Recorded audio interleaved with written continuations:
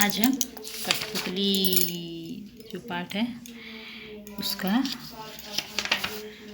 बोधमूलक लिखेंगे। ठीक है, तो बोधमूलक का पहला क्वेश्चन है,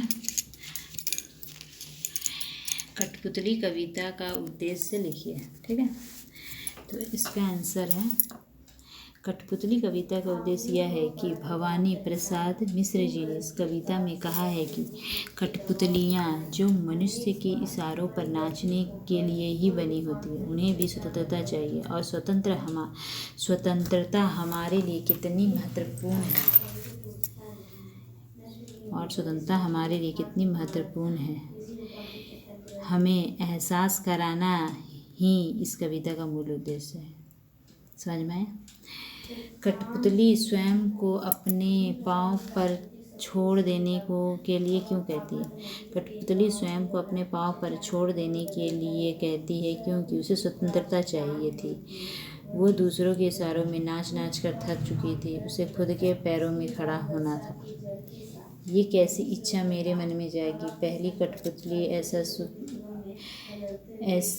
कठपुतली के ऐसे सोचने का क्या कारण था? ये कैसी इच्छा मेरे मन में जागी?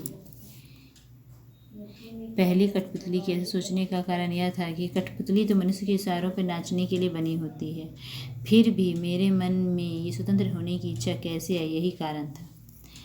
प्रस्तुत पदांश किस कवि की रचना से उद्धित है? ठीक है, दूसरा निर्देशानुसार उत्तर है। एक ही क्वेश्चन है इसलिए शूट कर दे रहे साथ में, लाइन पूरा देख ही रहे। सुनकर बोली और कठपुतलियाँ की हाँ बहुत दिन हुए, हमें अपने मन के छंद छुए।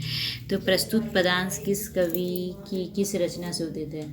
तो प्रस्तुत पदांश भवानी प्रसाद मिश्र की कठपुतली रचना से उद्धृत है। ठीक है, दूसरा क्वेश्चन है, अपने मन के छंद छूने का आशय स्पष्ट कीजिए। ठीक है, तो इसका आंसर होगा, मन के छंद छूने का आशय यह है कि कवि ने इसमें अपने मन की करने की बात में कहा है। ठीक है, करने की बात को कहा है कि अपने मन की बात को करना है।